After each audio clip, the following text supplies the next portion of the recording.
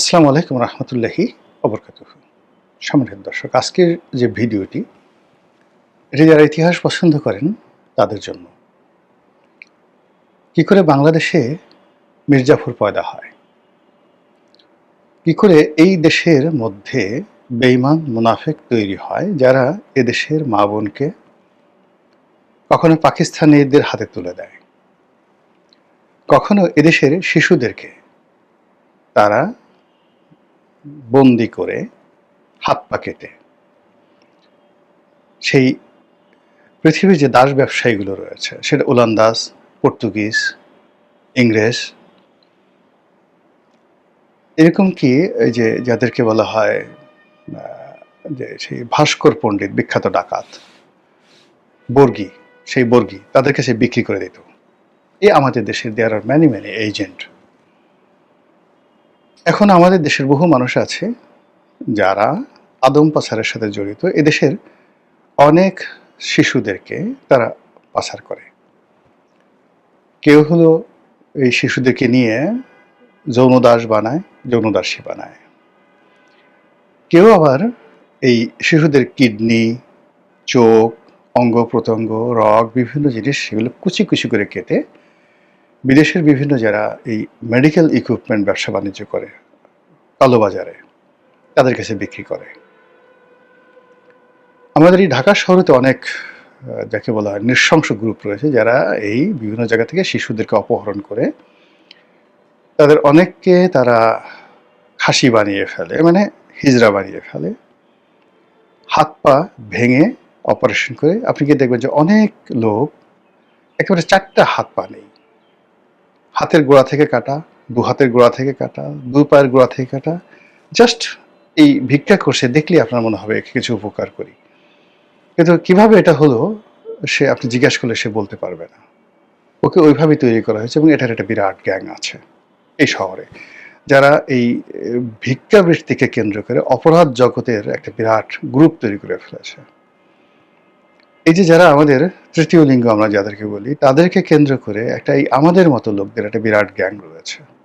ভদ্রবেশী, হয়তো দেখবেন যে ধর্মকর্ম করে, কিন্তু তাদের কাজই হলো এরকম তৃতীয় লিঙ্গের লোক তৈরি করা, লালন করা, পালন করা, তাদের মাধ্যমে সন্ত্রাস তৈরি করে একটা অপরাধ জগৎ গড়ে তোলে। এই মানুষগুলো একেবারে সবাই আমাদের সমাজে বসবাস করা এক শ্রেণীর দুর্বৃত্ত।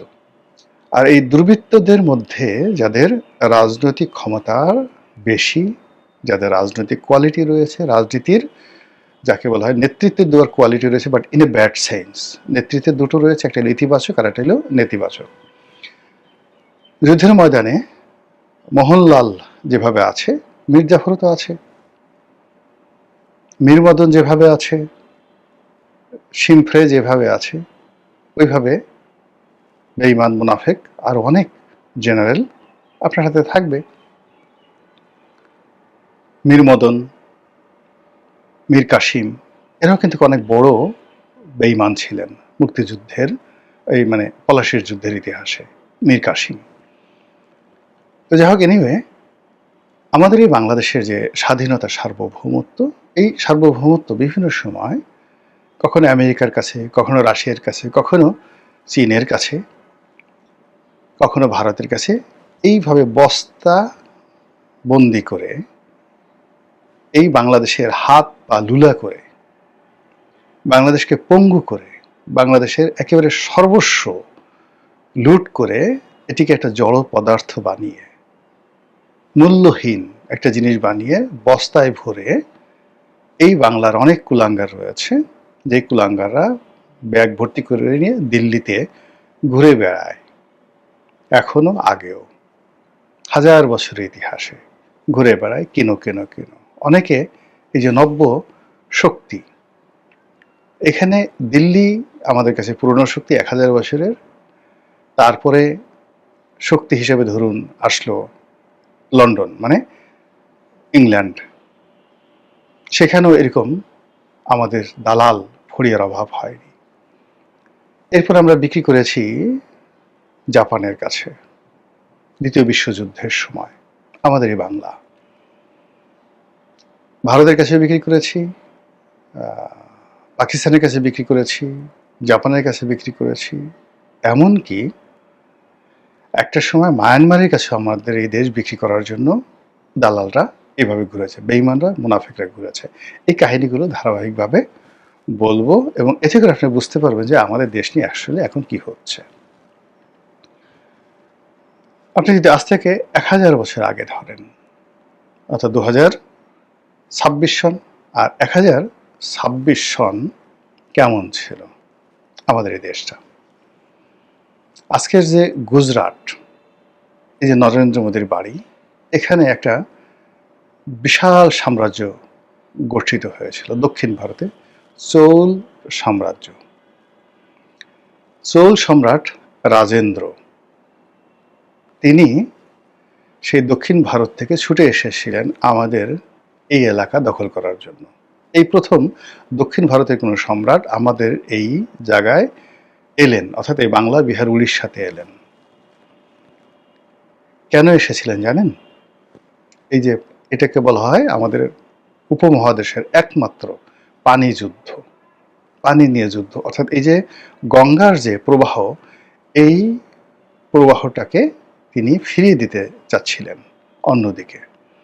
তো এটাকে যদি গঙ্গার এই প্রবাহটাকে তাকে ফিরিয়ে দিতে হয়, তাহলে এই জায়গাতে রাজনৈতিক শক্তি অর্জন করা দরকার। এই জন্য সেই 1024 এবং 1025 সনে তিনি এই মাঝামাঝি সময়ের মধ্যে বাংলা, বিহার, উড়িষ্যার এই অঞ্চল অধিকার করেছিলেন চোল সম্রাট রাজেন্দ্র। তো তার আগের ইতিহাস কি? তার আগের ইতিহাস শশাঙ্ক, তার আগের ইতিহাস পাল বংশ, এবং পাল বংশের পতনের পর সেন বংশ। এরপরে বিভিন্ন সময় আমাদের দেশে ইকতার উদ্দিন মোহাম্মদ বিন বখতিয়ার খলজির পর আমাদের এখানে যে রাজত্বগুলো চলেছে, সুলতানি আমল চলেছে, আমরা পুরো সময়টাই দিল্লির অধীনস্থ ছিলাম।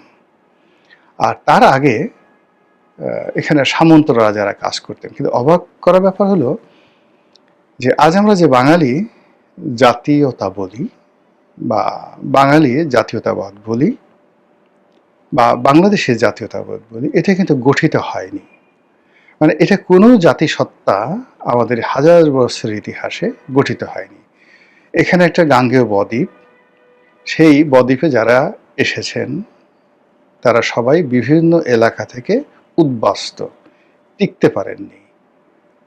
এখানে এসছেন, বন জঙ্গলে বসবাস করেছেন, এবং তাদের রক্তের মধ্যে হীনমন্যতা, অসভ্যতা, চুরি, ডাকাতি, রাহাজানি এই জিনিসগুলো ছিল। যেভাবে আসছে এখানে, মানে আমাদের এই যে জনগোষ্ঠী, সেখানে আপনাকে দ্রাবিড় সংস্কৃতিতে যেতে হবে।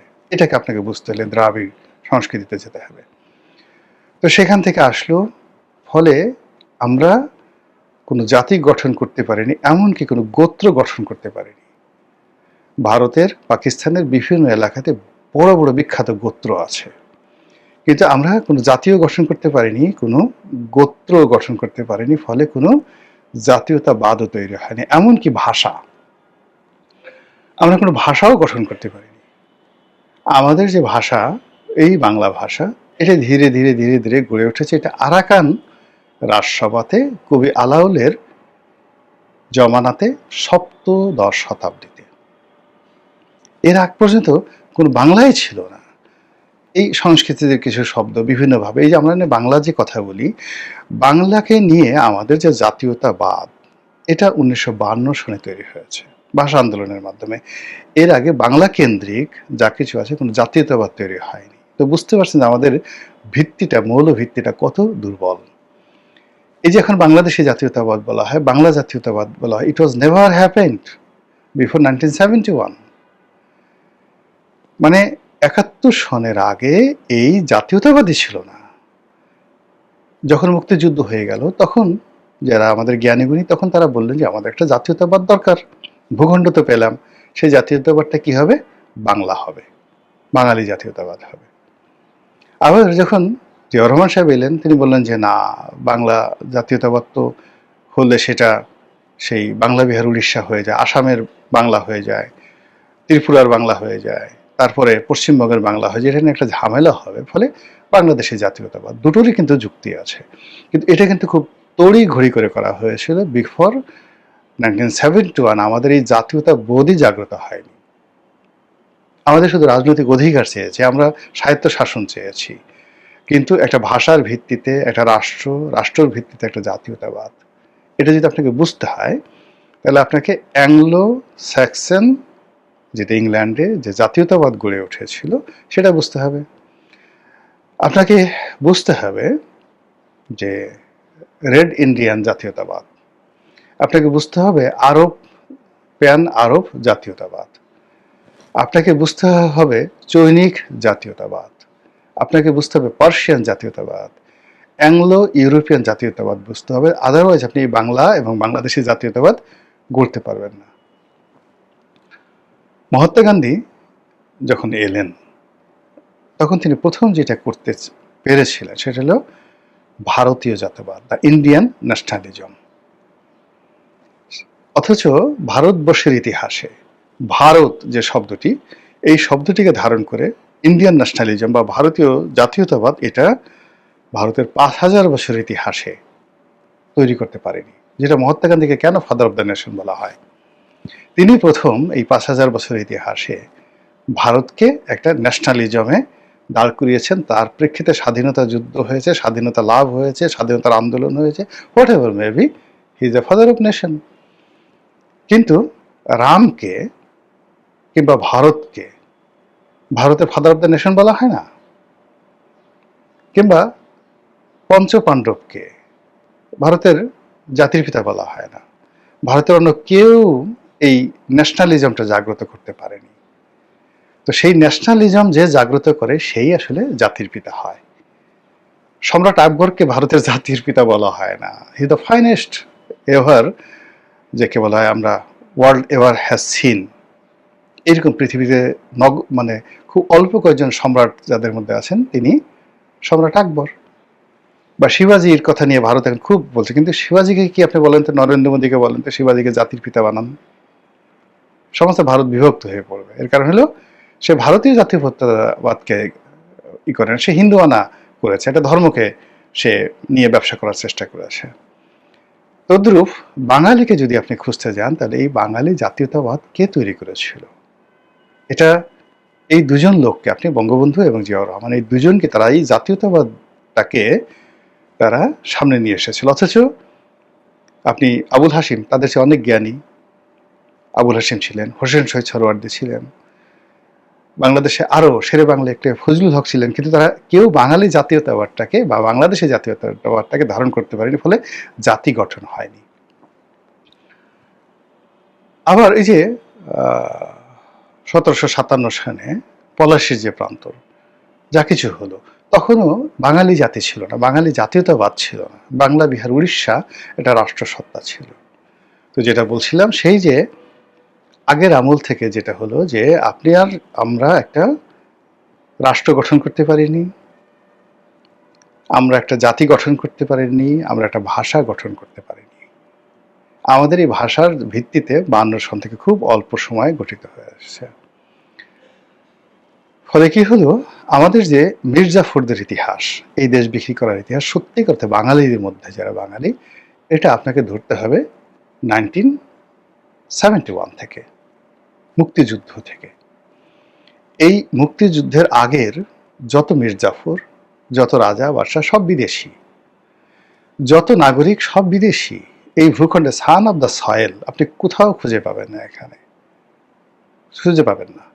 এই সান অফ দ্য সয়েল আসছে গুজরাট থেকে, সান অফ দ্য সয়েল আসছে আফগানিস্তান থেকে, আসছে মুর্শিদাবাদ থেকে, আসছে আপনার সেই ইসলামাবাদ থেকে, আসছে তুরস্ক থেকে। পৃথিবীর এমন কোনো জায়গা নেই এই সংকর জাতির বীর্য আসেনি, এমন কোনো জায়গা নেই।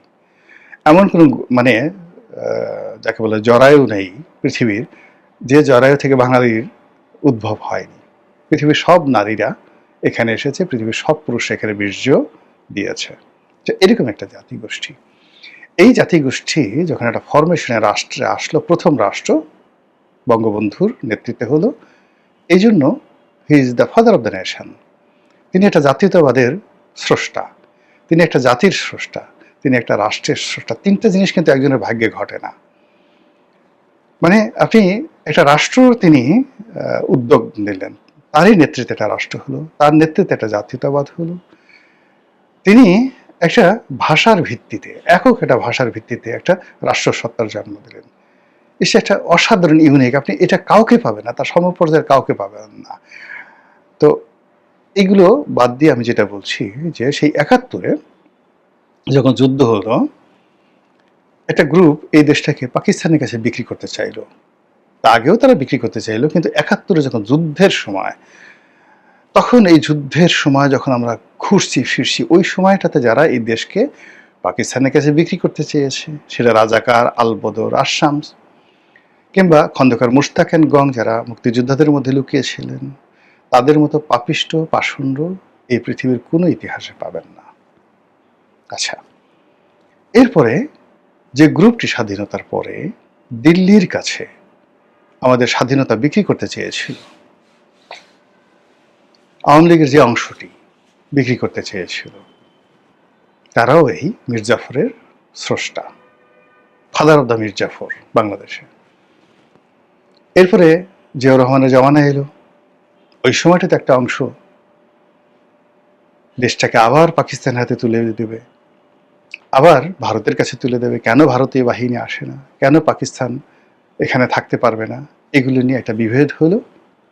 ফলে জাতি গঠন আর যে প্রক্রিয়াটা শুরু হয়েছিল ৭১-এর মুক্তিযুদ্ধের মাধ্যমে, সেই জাতি আর গঠন হলো না, ভাষাটাও আর গঠন হলো না, জাতীয়তাবাদও গঠন হলো না, এবং টিল নাও এখন পর্যন্ত সেইভাবেই চলছে। আমরা এখনো মনে করছি যে আমাদের আরবি শেখা দরকার, উর্দু শেখা দরকার, তারপর আমাদের ইংরেজি শেখা দরকার, ফ্রেঞ্চ শেখা দরকার, স্প্যানিশ শেখা দরকার, হিন্দি শেখা দরকার, কিন্তু বাংলাটা যে খুব ভালো করে শেখা দরকার, এটা আমাদের কেউ বলছে না। আমাদের রাজনীতিবিদদেরকে আপনি যদি নির্ভুলভাবে ২ লাইন বাংলা লিখতে বলেন, বলতে বলেন, বাংলা ব্যাকরণ বলতে বলেন, তাদের রক্তবমি হয়ে যাবে।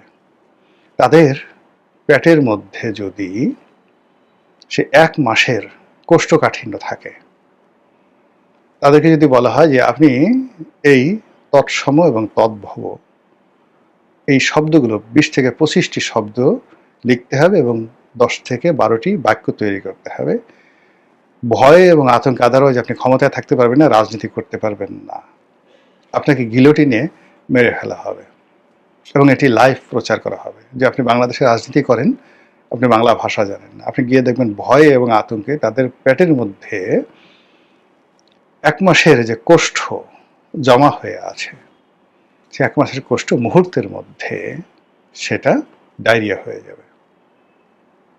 এই হলো বাংলা ভাষা। ইতিহাস বলতে বলেন, তারা সবকিছু তাদের মুখ দিয়ে বের হবে, কিন্তু ইতিহাস বের হবে না। ইতিহাস ছাড়া তো রাজনীতি হয় না। বুঝতে হলে আপনাকে ইতিহাস জানতে হবে। আর এই ইতিহাস না জানার কারণে কি হচ্ছে, মানুষ ক্ষমতা পাওয়ার সঙ্গে সঙ্গে ঈমান হারিয়ে ফেলে। মানুষ ক্ষমতা পাওয়ার সঙ্গে সঙ্গে মীর জাফর, জগৎ শেঠ, রায়দুল্লভ হওয়ার জন্য পাগল হয়ে যায়। একটা ছোট্ট উদাহরণ দেই। জেলখানাতে মানে অনেক ঘটনা ঘটে। আমাকে একদিন তারেক রহমান সাহেবের খুব ঘনিষ্ঠ বন্ধু গিয়াসউদ্দিন আল মামুন, তিনি বলছিলেন এই কাহিনী। তো আমি যে রুমে ছিলাম, সেই রুমটিতে একসময় সালমান এফ রহমান সাহেব ছিলেন, তারপর প্রয়াত নাসিম সাহেবও ছিলেন, সালাউদ্দিন কাদের চৌধুরী সাহেব যে রুমটাতে ছিলেন কাশিমপুর কারাগারে, আমি ঠিক সেই রুমটাতে ছিলাম। তো সালমান এফ রহমান সাহেব সম্পর্কে গিয়াসউদ্দিন আল মামুনের যে বক্তব্য, তিনি বললেন যে তিনি জেলখানায় ঢুকে 1/11-এর সময় ভীষণ রকম অনুতপ্ত ছিলেন এবং তিনি সারাক্ষণ কান্নাকাটি করতেন, নামাজ পড়তেন আর তওবা করতেন এবং বলতেন যে তিনি যদি বের হতে পারেন আর বের হয়ে তিনি আর এই কাজ করবেন না। কিন্তু যখন তিনি বের হলেন, আওয়ামী লীগ ক্ষমতায় এলো, তার অতীতের সমস্ত রেকর্ড ব্রেক করে তিনি অপকর্ম শুরু করলেন। আল্লাহ যে তাকে নিয়ামত দিয়েছে সেই নিয়ামতটা অস্বীকার করলেন। তো এই যে দেখেন, মানুষ যখন ক্ষমতা পায় তখনই সে জগৎ শেঠ হতে চায়, খুব দ্রুত সে টাকা উপার্জন করতে চায় ক্ষমতাকে ব্যবহার করে। আর এখান থেকে তার মির্জাফরি শুরু হয়। শেখ হাসিনার যে পতন, সেই পতনের মধ্যে দেখেন একটা গ্রুপ তাকে দিল্লির দিকে নিয়ে যেত, আর একটা গ্রুপ তাকে আমেরিকার দিকে আর পাকিস্তানের দিকে নিয়ে যেত। এই সালমান এফ রহমান গ্রুপ, তারা এই আমেরিকা এবং পাকিস্তানের এই গ্রুপের মধ্যে ছিল। সরকারের যে সমস্ত গুরুত্বপূর্ণ যে কাজকর্মগুলো রয়েছে, সেই কাজকর্মগুলো মুহূর্তের মধ্যে শেখ হাসিনার এই মুহূর্তের যে গোপনীয় কথাবার্তা, এই যারা মার্কিন ডিপ স্টেটের এজেন্ট সরকারের মধ্যে ছিল, তারা ইসলামাবাদে পৌঁছে দিত, আইএসআইকে পৌঁছে দিত এবং আমেরিকাকে পৌঁছে দিত। এমনকি এই যে হেলিকপ্টারের শেষ মুহূর্তের ঘটনাও কিন্তু তারা জানত। সবচেয়ে মূল ব্যাপারটা হলো যে আপনি দেখেন শেখ রেহানার আর সালমান এফ রহমানের একটা ঘটনা। যদি পাকিস্তানি শেষ মুহূর্তে অর্থাৎ ৬ ঘন্টা আগে তারা যদি শেখ হাসিনাকে পিক আপ না করত, এই যে তাকে যেখান থেকে নেওয়া হবে, এই ঘটনাটা মার্কিন ডিপ স্টেটের যারা লোকজন শেখ হাসিনার মধ্যে ছিল, যারা গণভবনের নিরাপত্তা দায়িত্বে ছিল, যারা শেখ হাসিনার আশেপাশে ছিল, তাদেরকে ভারতীয় জানতে দেয়নি। যদি জানতে পারত তাহলে ওখানে শেখ হাসিনা শেখ রেহানাকে পাড়িয়ে মারত এবং তার লাশ গণভবনের সামনে ঝুলিয়ে রাখা হতো। মার্কিন ডিপ স্টেটের এই মির্জাফররা শেখ হাসিনার কাছাকাছি ছিল। ডাক্তার ইনুস বা অন্য যারা আছে তাদেরকে দোষ দিয়ে লাভ নেই, শেখ হাসিনার আশেপাশে ছিল। এবং সেটার প্রমাণ হলো যখন শেখ হাসিনা চলে গেছে, উড়ে গেছে, এই ডিপ স্টেটের এজেন্টদের অনেক কথা, অনেক বক্তব্য এখন ফাঁস হয়ে গেছে। দে ওয়ার সারপ্রাইজ, কিভাবে গেল? দে ওয়ার সারপ্রাইজ যে তাই নাকি ওখান থেকে হেলিকপ্টারে যাওয়া হবে, মানে দে ওয়ার সারপ্রাইজ। কারা কারা সারপ্রাইজ হয়েছে, কারা কারা এই ঘটনা জানছে, আপনি একটু জানলেই বুঝতে পারবেন। ওই দেশটিকে শেষ মুহূর্তে আগস্ট মাসের 5 তারিখে আমেরিকার কাছে বিক্রি করার জন্য কারা কারা ডালা হাতে ঘুরেছিল, কারা কারা সেই কাজগুলো করেছিল, এরাই মানে পলাশির যে প্রান্তরের যে মির্জাফর, সেই মির্জাফরের বংশধর, সেই মির্জাফরের কপি। এবং আগামীতে এই যে এখন যারা রাষ্ট্র ক্ষমতা পরিচালনা করছেন, এই রাষ্ট্র ক্ষমতার আগে ইউনূসের যে পতন হয়েছে, এই ইউনূসের পতন হয়েছে তার দলের মধ্যে থাকা মির্জাফর, তার কাছে কাছে থাকা কিচেন ক্যাবিনেটে থাকা মির্জাফর। আবার এখন বর্তমানে যে তারেক রহমান সাহেব আছেন, তাকেও জানতে হবে যে কি করে বঙ্গবন্ধুর ক্যাবিনেটে থেকে, কি করে জিয়াউর রহমানের ক্যাবিনেটে থেকে, এরশাদের ক্যাবিনেটে থেকে, কিচেন ক্যাবিনেটে থেকে একেবারে তাদেরকে জেলখানায় ঢুকানো, তাদেরকে মৃত্যুর আজরাইলের হাতে তুলে দেওয়া, ওই পুরো আয়োজন করে তারপরে তারা ক্ষান্ত হয়েছে। একইভাবে বর্তমান যারা আছেন তাদের মধ্য থেকে যদি তারেক রহমান সাহেব মির্জাফর চিনতে না পারেন, তাহলে অতীতের মতো তাকেও নির্মম পরিণতি ভোগ করতে হবে। আর অ্যাটলিস্ট যদি তার দেশি বিদেশি বন্ধু থাকে, শেষ মুহূর্তে 6 ঘন্টা আগে হইলেও তাকে উদ্ধার করতে পারবে। হিস্ট্রি রিপিট ইটসেলফ, ইতিহাস বারবার শুধু ঘুরে আসে, ফিরে আসে এবং এইভাবে ঘটনা ঘটতে থাকে। মহান আল্লাহ আমাদের সবাইকে হেদায়েত দান করুন এবং হেফাজত করুন। আসসালামু আলাইকুম ওয়া রাহমাতুল্লাহি ওয়া বারাকাতুহু।